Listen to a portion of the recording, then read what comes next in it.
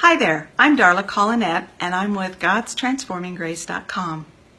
When I was 5 years old, I had a horrific reaction to some medication. I had a high fever, and in my high fever, I ended up dreaming that millions of spiders were crawling all over me and eating me. This dream was so real that when I woke up, I was terrified of spiders. In fact, this carried out for the next 20 years. After 20 years, I decided I needed to do something about my fear. So I decided to face it. I went outside and I found a small spider on the side of the house. I looked at it at a distance and focused on my breathing. I also used the acronym for fear, which is false evidence appearing real. I began to take one step at a time, and as I walked towards the spider, I asked myself, is this teeny spider really an imminent danger for me right now? And if he could come towards me, what could I do to protect myself and to eliminate this fear?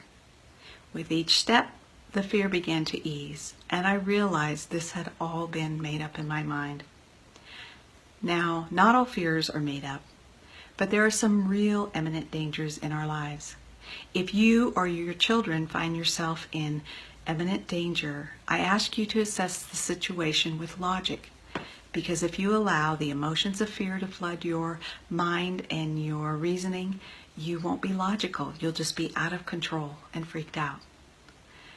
I ask you to look at your life and realize God made fear for us for two reasons: as a warning system, and also to give us chemicals to release in our body if we need to run to safety or flee in any hurry. But otherwise, God says His pure love casts out fear. It's not His will for you to live in fear your life. In fact, you don't have to. I'm proof that you don't.